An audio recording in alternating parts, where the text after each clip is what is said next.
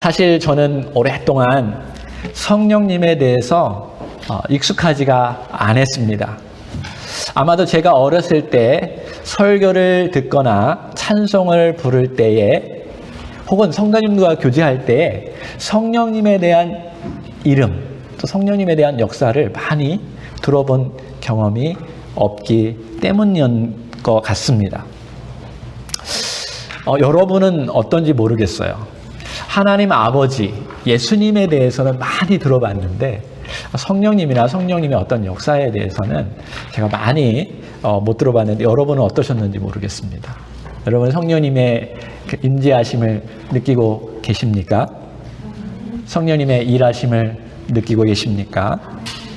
만약에 오늘 그렇지 않다면 오늘 성령님에 대해서 바른 이해를 갖고 그분의 활동하심을 인식하는 기쁨을 누리기를 원합니다. 그러기 위해서는 먼저 성경을 통해서 성령님의 인격성, personality of the Holy Spirit, 이 부분을 우리가 알아야 하고요. 두 번째로는 성경에 나오는 성령님의 주요한 활동들에 대해서 알아야 합니다. 그리고 마지막으로는 이것을 바탕으로 해서 내 삶 가운데, 내 가족과 교회 삶 가운데 어떻게 적용할 것인가, 그것을 제가 여러분과 함께 나누도록 하겠습니다. 첫 번째로는요, 성령님의 인격성입니다. 오늘날 많은 사람들이 성령님을 여전히 어떤 파워나 어떤 물질로 이해해서 표현하는 것을 보게 됩니다. 보면 이렇게 말하죠. 보혜사, 돕는 사람, 혹은 카운셀러 이렇게 말하는데, 곧 아버지께서, 예수님께서 말씀하시죠. 아버지 하나님이 지금 계신 거예요. 아버지께서 내 이름으로 지금 앞으로 보내실 성령이 있다. 그가 너희에게 모든 것을 가르치고 내가 너희에게 말한 모든 것을 생각나게 하리라. 지금 같이 계셔요. 그리고 예수님이 기도할 때 아버지 하나님이 듣고 계시고요. 성령님도 계십니다. 그리고 예수님께서도 제자들에게 성령을 받으라 라고 이야기하기도 하시죠. 그러므로 성령님은 어떤 물질이나 어떤 힘으로 이야기할 수 없고요. 특별히 여기 보니까 모든 것을 가르친대요. 물질이나 파워가 여러분을 가르칠 수 있습니까? 아니죠. 어떤 인격적인 우리와 커뮤니케이션 할 수 있는 분이 우리를 가르칠 수 있어요. 또 우리에게 생각나게 하신다라고 말씀하십니다. 그래서 성경은 성령 하나님도 동일하게 예수님과 같이 인격적인 하나님으로 인식해야 한다고 말씀하고 계셔요. 우리 믿는 사람들이 죄를 지으면 성령님께서 근심하십니다. 맞습니까? 인격적인 하나님으로 구약이나 신약이나 계속적으로 우리에게 보여주고 있습니다. 그래서 여기 Baptist Faith and Message, 성령 하나님에 대한 부분도 보면 다 인격적인 분으로 쓰여져 있습니다. 근데 또 한 가지, 오늘날 많은 크리스찬들이 성령님을 어떤 파워나 물질로 이해하도록 만드는 것이 있었는데, 그것은 20세기에 강력한 성령의 운동이 일어났기 때문입니다. 그것을 우리는 펜타코스탈 운동이라고 말합니다. 펜타코스트라는 것은 오순절이라는 말인데, 사도행전을 보면 오순절날 성령이 임재하셔서, 그런 성령님이 강하게 20세기에 일어났기 때문에 그 이름을 펜타코스탈 무브먼트라고 불렀습니다. 이 운동은 아주 엄청난 영향을 끼쳤습니다. 특히 미국 캘리포니아에서 엄청난 부흥이 일어났고요. 또 그것의 부흥의 역사가 또한 한국에도 엄청난 영향력을 끼쳤어요. 그래서 교회가 폭발적으로 성장한 이유 중에 하나가 사실은 펜타코스탈 무브먼트의 역할도 있었습니다. 그래서 여의도 순복음교회가 그 대표적인 예입니다. 그런 성령님이 강하게 역사하여 주셔서 초창기에 조용규 목사님께서 얼마나 기적과 신의 은사를 일으켰는지 많은 사람들이 교회 오게 되었고요. 그들의 영향으로 장로교회나 침례교회나 감리교회가 방언을 하기 시작했고 또 새벽 기도 시작하게 됐고 밤에도 기도하는 운동들이 막 일어나면서 한국 전체 교회가 막 성장하게 되었습니다. 심지어 천주교까지 영향을 끼쳐서 방언의 역사가 일어나게 되었죠. 기적, 치유 역사가 갑자기 미국만 아니라 한국에도 엄청나게 역사해서 교회가 폭발적으로 부흥을 하게 되었습니다. 여기에 긍정적인 부분도 있지만 부정적인 부분도 생겨나게 되었습니다. 성령님을 인격적인 분으로 인식하기보다는 어떤 능력이나 파워로 인식하기 시작하였다라는 거예요. 그리고 여러분, 한국은 참 독특하게 미국의 문화를 많이 받아들여 오게 되었는데요. 1990년대에 미국의 어떤 문화가 퍼지기 시작했냐면 포스트 모던이 시작하면서 젊은이들이 기존의 어떤 문화와 기존의 형태를 다 싫어했어요. 다 실증냈습니다. 그래서 어떻게 했죠? 옷도 찢고 머리도 막 대충 만들고 자기 멋대로 그죠? 살아가고 그런 문화가 히피 문화, 그 다음에 뮤직도 막 바뀌었어요. 그래서 막 자기 감정을 막 표현하고 자기 감정에 만족을 줄 수 있는 것을 찾고 헤매는 그런 시기가 미국에 아주 폭발적으로 일어났죠. 그러면서 동시에 그러한 문화가 교회로 슬그머니 들어오기 시작했습니다. 그래서 자기의 감정을 채워줄 수 있는 어떤 것을 갈구하기 시작했어요, 사람들이. 어떤 신비스러운 것을 갈구하기도 하고요. 자기 감정을 어떤 좀 더 새롭게 할 수 있는 것을 추구하게 되었습니다. 그러면서 교회가 어떤 움직이는, 그동안 뮤직은, 교회 음악은 굉장히 조용하고 피아노 뭐 이런 거 한 가지로만 했는데 갑자기 새로운 드럼 같은 게 생기고 다양한 악기들이 생기면서 막 감정을 이렇게 막 일으킬 수 있는 뮤직들이 많이 일어나게 되었어요.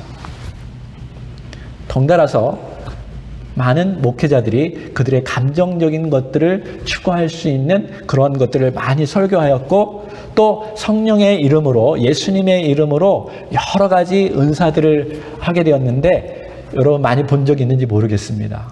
막 어떤 사람은 쓰러지기도 하고요. 어떤 사람은 막 소리를 막 지르기도 하고요. 어떤 사람은 어떻게 하죠? 막 뛰기도 하고 또 성령이 여기서 웃는다고도 하고요. 그런 어떤 감정적인 것들을 사람들이 추구하다 보니까 그런 것을 움직이고 또 성령님을 그런 어떤 물질적인 부분으로 많은 사람들을 인식하게 되었어요. 자연스럽게 그렇게 되면서. 제가 지금 무슨 얘기하는지 여러분 이해가 됩니까? 근데 거기에 문제는 뭐냐면 포스트 모던의 가장 문제점은 자기 중심적인 거예요. 자기 감정을 채우기 위한 것을 요즘 젊은 세대들이 다 추구하고 있다는 거예요. 그래서 쾌락을 추구하고요. 그 당시 어땠어요? 마음껏 성적인 충족을 위해서 마음껏 했어요. 드러그도 막 하고 문란하기 시작되었습니다.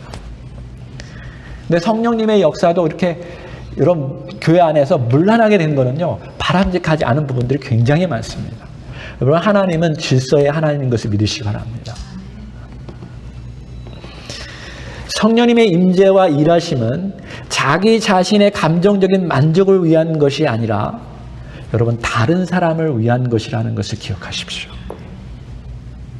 성령님의 임재와 역사하심이 나만을 위한 것이라면 그 능력의 채널은 막히게 되어 있습니다. 사도행전 1장 8절에 예수님이 이렇게 말씀하셔요. 오직 성령이 너희에게 임하시면 너희가 권능을 받고 그 다음에 뭐죠? 예루살렘과 유대와 사마리아와 땅까지 이르러 내 증인이 되리라. 예수님을 증거로 보여주고 예수님의 생명을 이웃들에게 나눠줌으로 말미암아 그들에게 만족을 주고 그들이 하나님께 영광 돌리게 하는 거예요. 성령님이 주신 이유 중에 가장 근본적인 부분들이 이러한 부분이라는 것을 꼭 기억하십시오. 한 번은 사도행전 시대에 성령님이 역사하셨어요. 그래서 제자들이 이렇게 안수하자 사람들이 성령님의 임재를 통해서 방언이 터져 나오고 병든 자가 고침을 받게 되었습니다. 그것을 지켜보던 한 시몬이라는 사람이 있었어요. 우와, 굉장하다. 내가 이러한 능력을만 가지면 돈을 엄청 벌겠구나. 이런 마음을 가졌던 것 같아요. 그래서 제자들에게 나도 그러한 능력과 파워를 주십시오. 그게 성령이라면 그거를 나에게 주십시오. 돈을 주고 살려고 하였습니다. 그때 제자들이 몹시 화가 났습니다. 여러분, 성령님의 임재, 성령님의 구할 때 그 동기가 무엇인가 굉장히 중요합니다. 자기 자신의 만족을 위해서, 자기 자신의 어떤 그것을 표현하기 위해서, 능력을 나타내기 위해서 성령님을 구하는 것은 잘못된 거예요. 여러분, 성령님이 임재하시면 그리스도를 높이게 되어 있고요. 주의 교회가 건강하게 세워지고요. 다른 사람들이 건강하게 되어지는 거예요. 그래서 여러분 꼭 성령님이 인격적인 하나님이라는 것을 먼저 인식하는 것이 중요합니다. 두 번째로는요, 성령님의 주요 활동들에 대해서 제가 이야기하겠습니다. 첫 번째 보면 성령님은 계시하시는 분이세요. A spirit of revelation. reveal 하시는 분이에요. 감춰진 것을 reveal. Holy Spirit reveals hidden things, especially the Jesus Christ, our God, and spiritual things.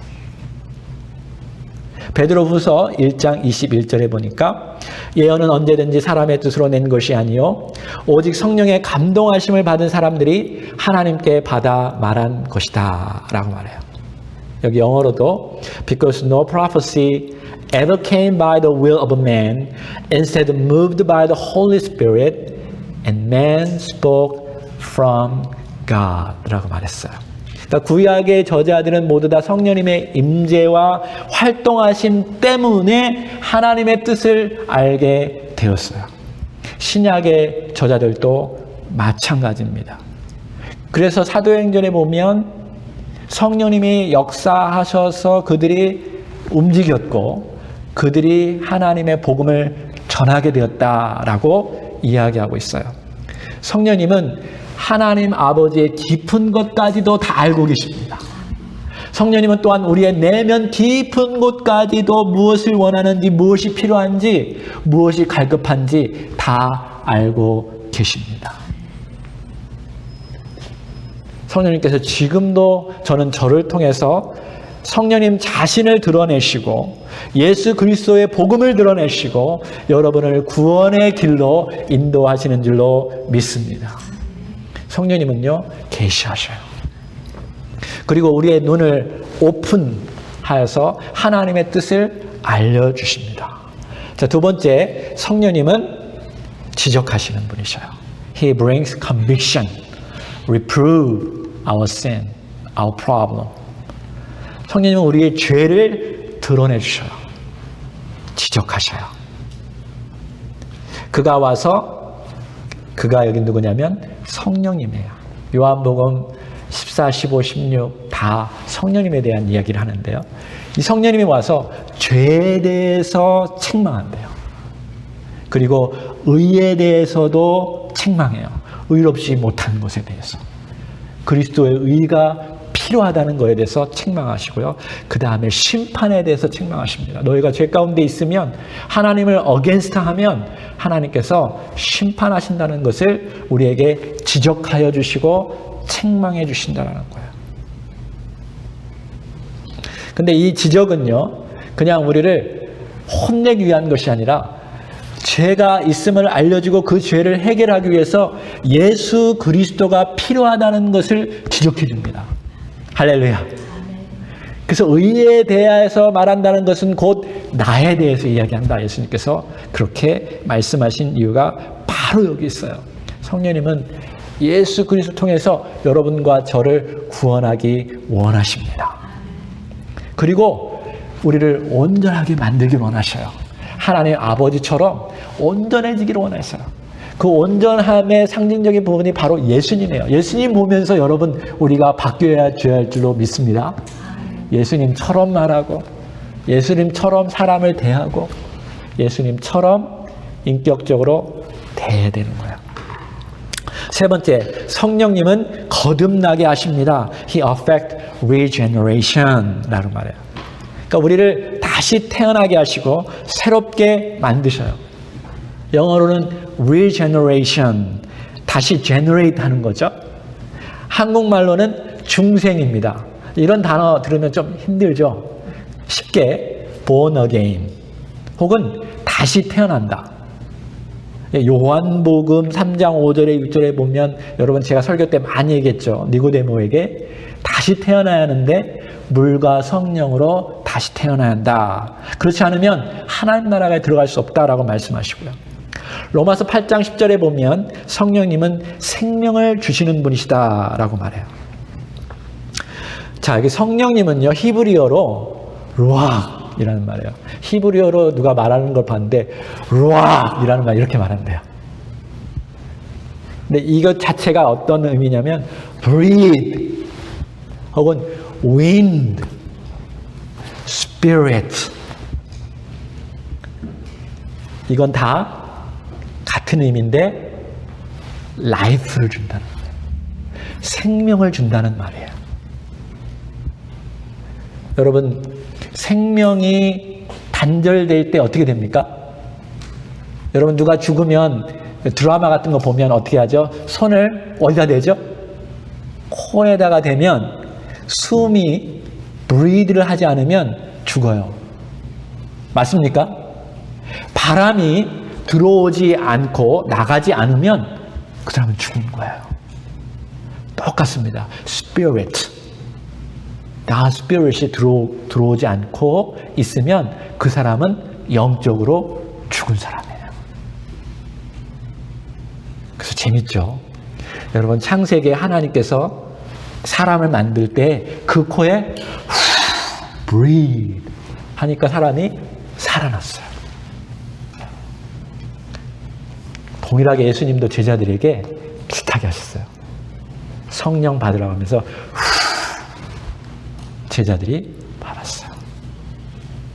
상징적으로 말해요. 성령님이 오면 우리에게 영적인 생명을 불어주신다는 거예요. 새 생명이 된다라는 거예요. 여러분 성령님이 꼭 필요한 줄 믿으시기 바랍니다. 성령님은 여러분과 저를 regenerate 해서 하나님을 알게 하고 우리를 죄를 깨닫게 하시고 예수님을 만나게 하시고 하나님과 더불어 살게 하시는 영생의 길로 인도해 주셔요. 재미있는 표현 중에 하나 또 있습니다. 예수님께서 십자가에서 죽으셨을 때 이렇게 말했어요. 그의 영이 떠나셨다. 영어로는 He gave up spirit.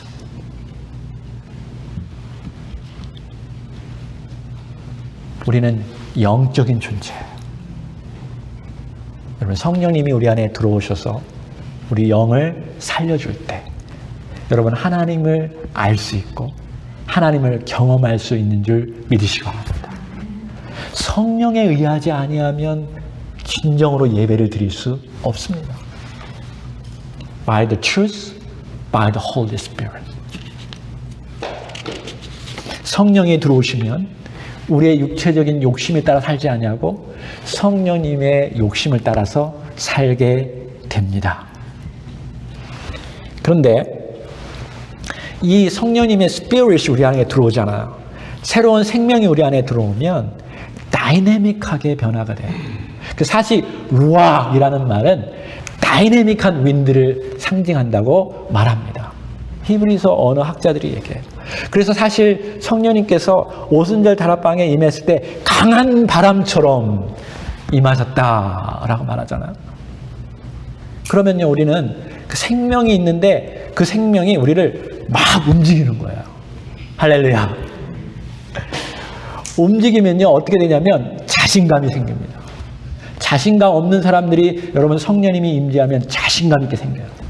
그래서 베드로가 벌떡 일어나서 예수 그리스도에 대해서 자신감 있게 선포하니까 많은 사람들이 회개하기 시작했어요. 3,000명이 예수님께 돌아오기 시작했습니다. 여러분 성령님이 임재하시면요, 강하게 임재하시면 눈물이 쏟아집니다. 치유의 역사가 일어납니다. 깨달음이 생기가 됩니다. 아무것도 없고 길이 막혀 있는데 성령님이 임재하시면 길이 뻥 뚫려질 줄로 믿으시기 바랍니다. 마음속에 막 미움이 가득 차고 막 분노와 원한으로 가득 차는데 성령님이 임하시면 여러분 사랑으로 변하게 되어져 있어요. 여러분 식었던 교회가 다시 뜨거워지려면 성령님이 임해야 될 줄로 믿으시기 바랍니다. 성령님을 우리가 구해야 돼요. 성령님을 의지해야 돼요. 예수님께서 너희들에게 가장 좋은 선물이 있는데 그것은 바로 누구라고요? 성령님이십니다. 그 전에 뭐라고 했죠? 두드려라, 찾아라, 그러면 열릴 것이요. 그러면서 하신 말씀이 바로 이거예요. 성령님을 구하라는 거예요. 여러분 안에 혹시 식은 마음이 있고 여러분 안에 뜨거운 마음이 없다면 다시 한번 성령님의 임재를 구하시기를 주의 이름으로 축원합니다. 너희가 나를 찾고 찾으면 내가 반드시 너희를 만나리라 말씀하셔요. 여러분 믿는 자들에게 또한 네 번째 거하십니다. He indwells believers. 우리 안에 들어오셔서 우리에게 인도치시고 우리를 보증해 주신다라고 말씀하셔요. 에베소서 1장 13절 14절에 보면 그 안에서 너희도 진리의 말씀 곧 너희의 구원의 복음을 듣고 그 안에서 또한 믿어 약속의 성령으로 인치심을 받았으니. 그러니까 하나님이 약속된 분이 성령님이세요.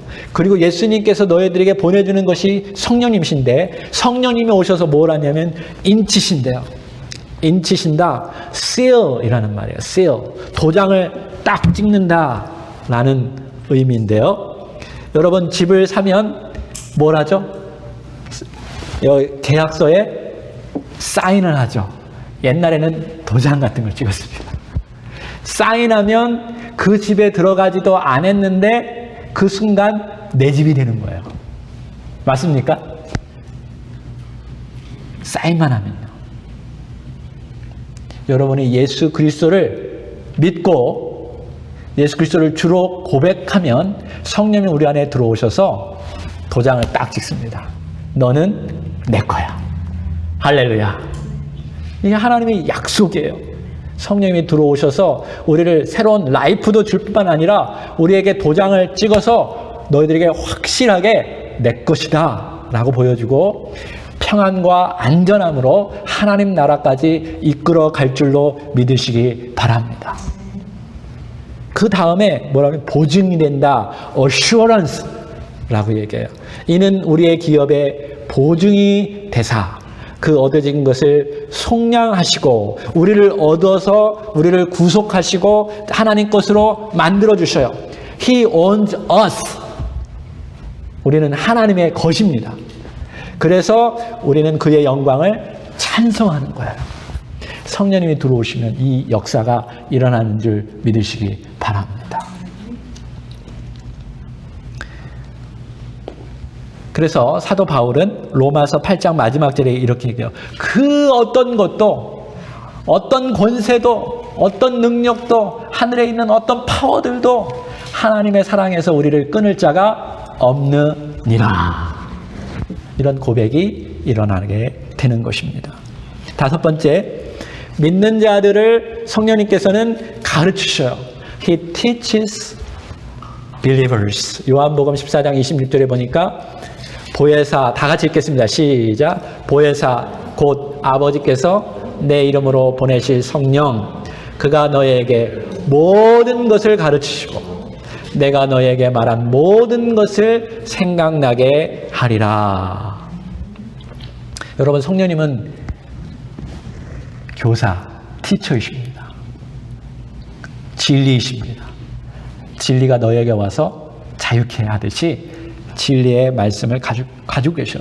예수님도 진리시고 하나님도 진리시고 성령님도 진리이신 것을 믿으시기 바랍니다. 다 삼위일체 속에 들어오는 거죠.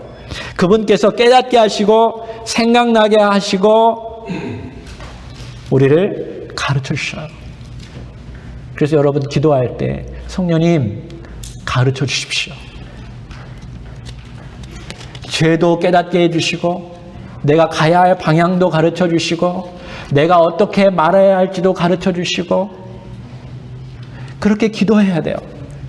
그러면 성령님께서 우리 안에 가르쳐 주시는데 무엇보다도 여러분이 기도해야 할 것은 하나님 참 진리를 우리에게 가르쳐 달라고 기도하시기 바랍니다. 왜냐하면 마지막 시대가 마지막 시대가 가까울수록 잘못된 가르침이 많아진다고 성경은 우리에게 얘기하고 있고요. 많은 사람들이 자기 귀에 좋은 말을 들으려고 쫓아간다고 말하고 있어요. 그러므로 여러분 성령님께서 진리의 것들을 여러분에게 가르쳐달라고 보여달라고 가르쳐달라고 그렇게 기도해야 합니다. 또 어려울 때 고난에 직면할 때 의심의 먹구름이 다가올 때 무슨 말을 해야 할지 모를 때 여러분 성령님께 기도하십시오. 성령님께서 지혜를 주십니다. 성령님께서 힘을 주십니다. 한 번은 제가 이 말씀도 읽으면서 있었는데요. 일하는데 기계가 고장났습니다. 아무리 해도 작동이 안 되는 거예요. 제가 알고 있는 모든 지식을 다해서 그동안 경험을 다해서 기계를 고치려고 했는데 기계가 안 고쳐지는 거예요. 그래서 제가 어떻게 했겠습니까? 기계를 고칠 수 있는 사람에게 찾아갔는데 누구를 찾아갔냐면 그 기계를 살 때 도움을 주었던 분이 있어요. 희한하게 하나님께서 그렇게 역사하신 것 같아요. 계속 어렵고 힘들었거든요. 제가 혼자 할 수 있는데 그 사람이 어떻게 우연히 만나게 되었고 그 사람의 도움을 받았어요. 그리고 나서 얼마 후에 그분이 생각나는 거예요. 그래서 자주 찾아갔죠. 그랬더니 여러 가지 이유도 설명해주고 앞으로 이런 문제가 있을 때는 이렇게 해라라고 자세히 가르쳐 주었습니다. 그 근본적인 원인은 오일을 체인지하지 않았습니다. 여러분 하나님께서는요 우리의 어떤 문제가 있는지 잘 알고 계십니다. 우리가 막 해결하려고 하고 우리의 지혜로 해결하려고 해도 안 되는데 성령님은 이미 알고 계신 줄로 믿으시기 바랍니다. 성령님께서 말씀하시면 무엇이 문제인지 다 가르쳐 주십니다. 여기 보니까 모든 것을 가르쳐 준다. 어떤 상황에서든지 여러분 성령님께 기도하십시오. 그러면 내가 몰랐던 어떤 것을 어쩌면 알았지만 내가 지금 잊어버렸던 까마득한 그것을 다시 깨닫게 해주셔서 가르쳐 주실 줄로 믿습니다. 그래서 제가 돌이키면서 생각해 봤어요. 참 제가 어려웠거든요. 그 기계를 구입하기까지. 근데 그 과정을 통해서 그분을 만나게 해줬어요. 전문가를. 하나님께서는 내 삶 전체를 다 보고 계시고 알고 계시는구나. 그래서 그 일을 통해서 성령님께서 이렇게 나를 가르쳐 주신다는 것을 제가 절실히 깨달았습니다.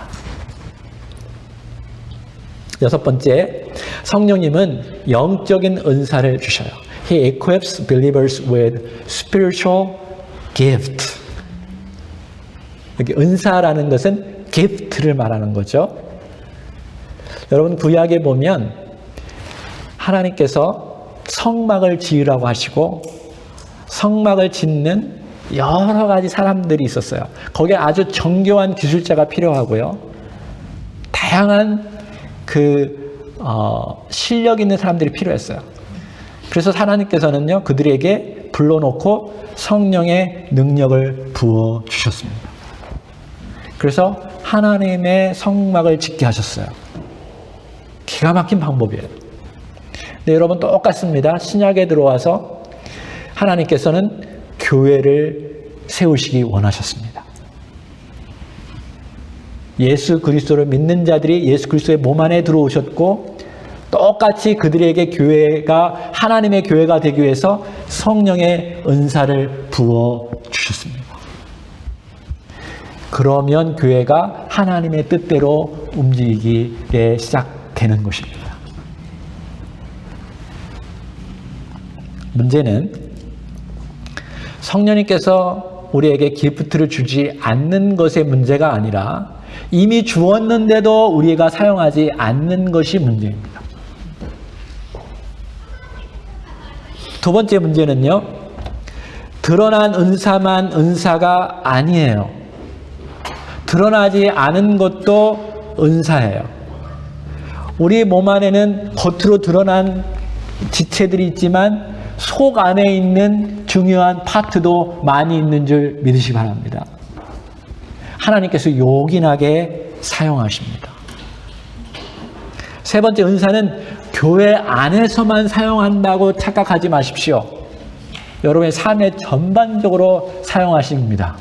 직장 속에서도 사용하시고 복음을 전할 때에도 사용하시고 여러분 어느 순간순간마다 하나님의 은사를 부어서 사용하십니다. 네 번째, 여러분 하나님의 은사는 교회의 덕을 위해서 사용되기 때문에 자기 자신만을 위해서 사용하면 부어지지 않습니다.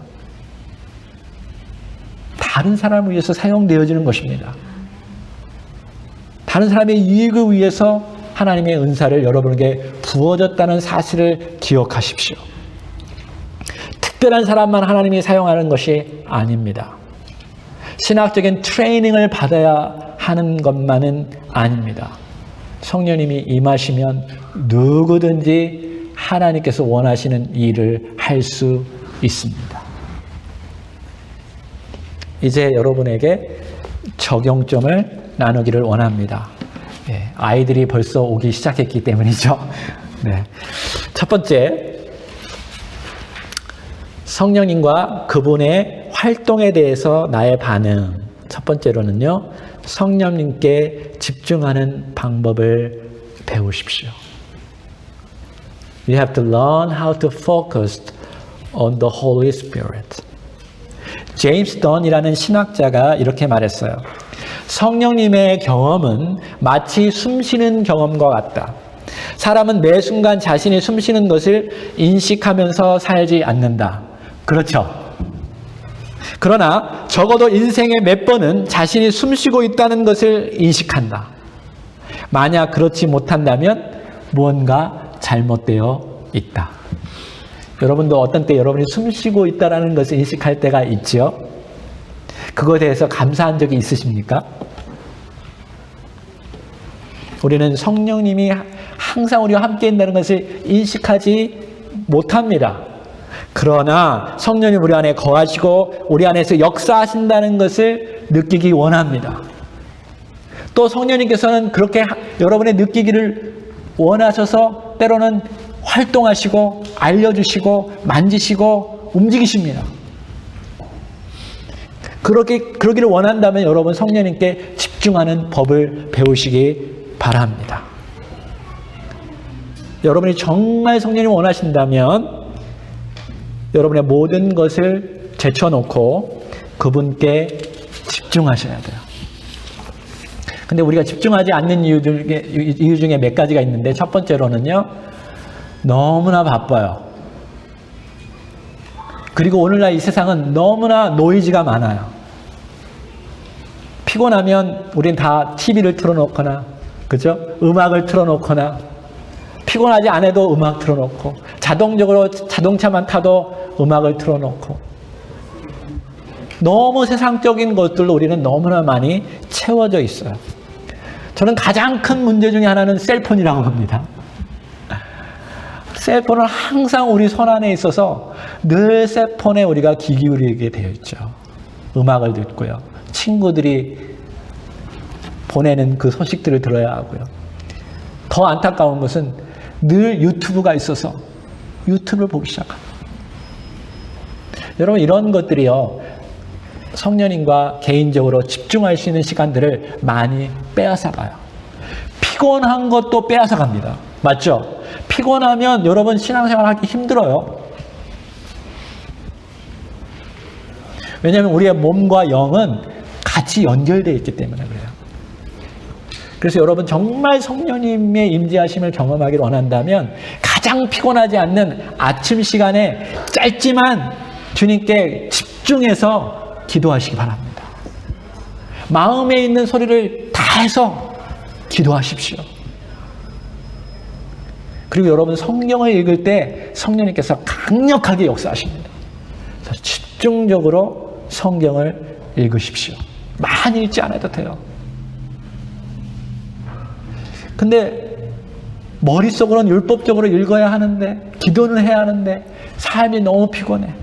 너무 분주한 일이 많아. 안 되죠. 맞죠? 네. 일주일에 한 번 정도는 1시간 정도는 좀 삶에서 떨어져서 혼자서 여러분 주님과 집중적으로 만나는 연습을 하시기를 주의 이름으로 축원합니다. 두 번째로는요, 죄에서 벗어나서 빛 가운데 거하십시오. 요한 1서 1장 6절 7에 보면 너희가 성령님과 교제한다고 하면서 여전히 어두움 가운데 거하면 그것은 거짓말하는 거다라고 말해요. 그것은 진리를 행하는 것이 아니다라고 성경은 말하고 있습니다. 여러분 안에 죄의 문제가 있으면 성령님은 여러분 안에 임재할 수 없어요. 생각해 보세요. 마음에 그릇이 있는데 거기에 엄청 더러운 게 끼어 있어. 그러면 여러분 거기에 뭐 좋은 물을 넣어서 마시겠습니까? 여러분 똥똥간에 들어가서 교제하자고 하면 여러분 거기에 들어가겠습니까? 성령님은요 거룩하신 분이셔요. 여러분 안에 어떤 죄의 문제가 있으면 그 죄의 문제를 해결해야 돼요. 해결하지 않으면 성령님이 여러분 안에 깊이 임재할 수 없습니다. 이게 성경의 가르침이에요. 세 번째, 성령님으로 채우십시오. Filled with Him. 에베소서 5장 18절에 보면 너희가 세상에 술 취하지 말고 성령에 취하라. Filled with Holy Spirit 이라는 표현이 있죠. 아까 기도할 때도 제가 얘기했는데요. 여러분 이렇게 잔을 한번 생각해 보세요. 잔이 있는데 아주 맛있는 음료수가 있어. 근데 이미 이 잔이 꽉 차 있으면 들어올 수 있을까요? 없을까요? 없죠.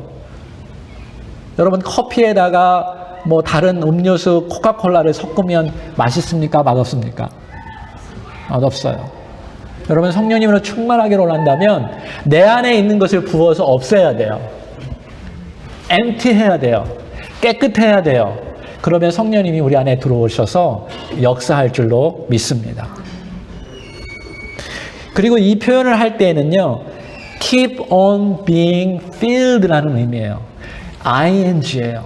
계속 성령님에 의해서 충만해지기를 너희들이 노력해야 한다라고 말해주는 거예요. 자, 성령님이 우리 안에 들어오셔서 우리를 인쳐주시고 우리 안에 내주하는 것은 우리가 예수님을 믿을 때 일어나지만 그 이후로 성령님이 우리 안에 충만히 거하는 것은 계속적으로 우리가 기도하고 간구해야 성령님이 우리 안에 들어오셔서 역사하시는 줄 믿으시기 바랍니다. 인격적인 분이셔요. 그분은 우리가 원할 때 찾아오십니다. 또 그분이 원하실 때 우리 안에 찾아오기도 하십니다. 여러분이 하나님의 자녀인데도 불구하고 다른 세상의 것들을 막 찾고 그러면 성령님은 나가셔요. 근데 여러분이 하나님의 은혜 가운데 들어오기를 성령님은 원하시죠. 그러므로 여러분 안에 있는 것을 empty하는 게 중요해요. 그리고 surrender 해야 돼요. 하나님 앞에 나아갈 때는.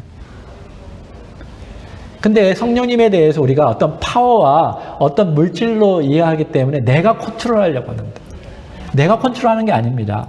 성령님이 우리를 컨트롤하는 거예요. 은사도 사실 성령님이 우리에게 주시는 거예요. 내게 필요한 것을 성령님이 아시고 주셔요. 그러면 그거 하려고 해야지 하나님 나 저거 주세요. 저거 안 주면 안 되겠습니다. 신앙생활도 여러분 내가 컨트롤하면서 신앙생활하는 사람이 있는데 하나님이 역사할 수가 없어요. 하나님만 나갈 때는 철저하게 surrender. 성령님이 나를 이끌어 주십시오. 이런 사람이 겸손하고요. 이런 사람이 교회에 유익을 끼치게 되어 있습니다. 성령님께서 그래서 우리 안에 충만히 임하면 어떤 역사가 일어나냐면요. 갈라디아서 5장 18절에 보니까 성령의 열매를 맺는데요. 5장 22절 23절에 사랑하는 사람이 되고요. 기쁨이 막 솟아나고요. 막 평화가 피스풀해지고 그 다음에 인내하게 되고 친절하게 되고 선해지고 그래서 페이스풀하게 되고 온유해지고 자기를 절제하게 됩니다. 여러분 성령님이 우리 안에 들어오시면 여기 잔이 있는데 잔을 가득 채우면 그 다음에 어떻게 되죠? 넘쳐요. 넘쳐지기를 성령님이 원하시는 것을 믿으시기 바랍니다. 여러분 성령님이 우리 안에 들어올 때까지 우리 여러분 간구하시고 기도하시고 말씀 보시고 찬양하십시오. 그러면요 넘치게 되는데 그게 바로 성령님의 임재하심을 나타내는 증거예요. 여러분이 만약에 여러분 안에 어떤 앵거가 있고 여러분 입속에서 미워하는 말이 나오기 시작하면 거기에는 성령님이 안 계신 거예요. 근데 여러분 안에 성령님이 임재하셔서 얼굴이 해피해지고 그죠? 누군가를 사랑하는 마음이 생기고 할렐루야 아버지 이런 말이 여러분의 입에서 나오면 성령님이 여러분 안에 있는 증거예요. 여러분 기도할 때 cry out 하면서 기도하잖아. 성령이 여러분 안에 강하게 임재하면 아버지라고 부르면서 기도하게 되어 있습니다. 그러므로 여러분 성령님으로 충만하시기를 주의 이름으로 축원합니다. 우리 기도하겠습니다.